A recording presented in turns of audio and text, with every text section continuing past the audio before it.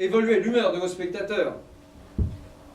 De quelques instants, pour faire naître un sourire, déclencher un rire, d'une toute petite pause pour qu'une larme perle à la paupière d'une petite dame au 3e rang. Et tout cela, dans un savant mélange, un dosage aléatoire et en perpétuel équilibre. Que le comédien soit un peu plus lent que d'habitude, et l'effet se transformera en pétard mouillé.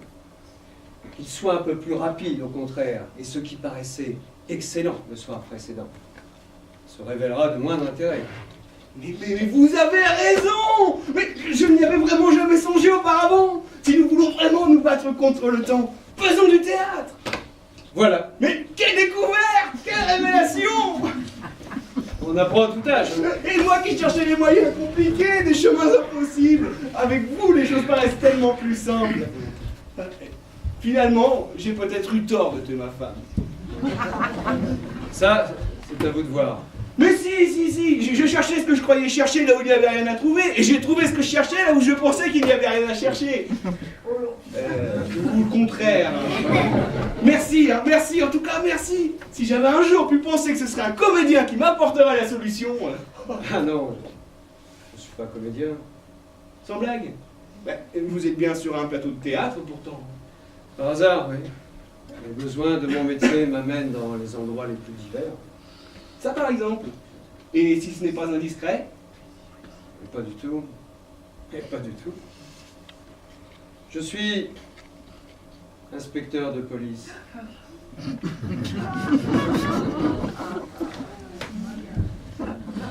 Spécialisé dans les disparitions mystérieuses.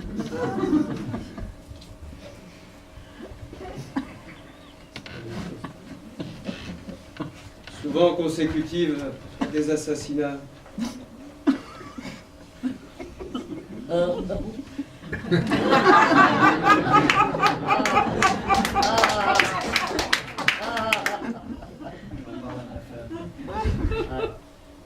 Vous me disiez au début de notre sympathique discussion à propos de votre femme.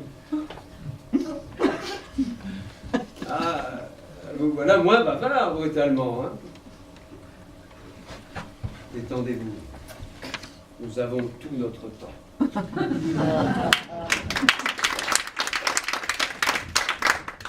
Au théâtre, on est responsable de ses actes. Oui.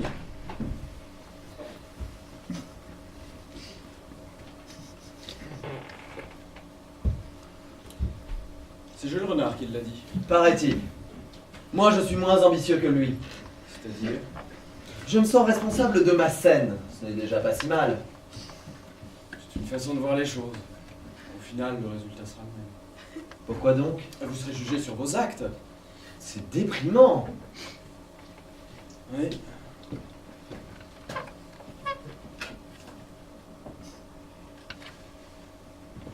vous dis pas l'angoisse.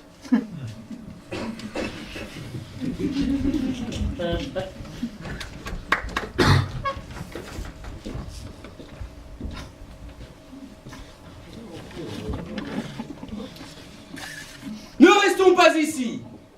Il va pleuvoir.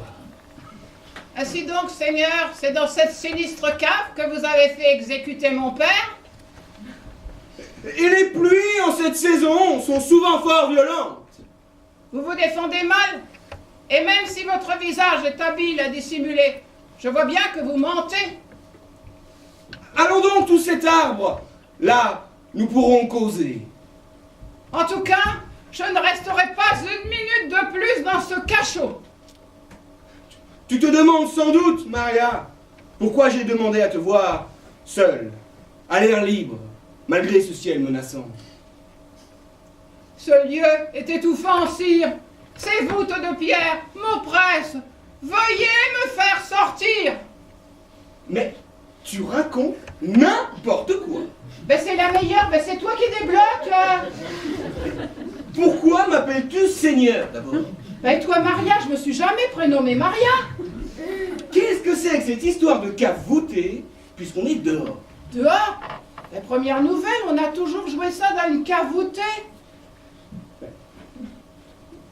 Nous jouons bien à la même pièce, au moins. Ben, je commence à en douter. Quel jour sommes-nous? Le 17 janvier. Matinée ou soirée? Soirée. Pas de doute alors, nous jouons bien la triste épopée du sire de Terre-Noire. Pas du tout. Nous jouons Maria et les garçons. Tu es Maria et je suis Nicolas. Rectificatif, je suis Isabelle d'Alençon, la fille du sénéchal que tu as fait assassiner, et tu es le triste sire de Terre-Noire. Impossible. Tu as vu mon costume. Et alors? Mais ce n'est pas un costume d'époque. Je la connais là, ta pièce, le sire de machin. Là. Ça se joue en costume d'époque avec épée et tout le tralala. Ça ne prouve rien. C'est peut-être une adaptation costume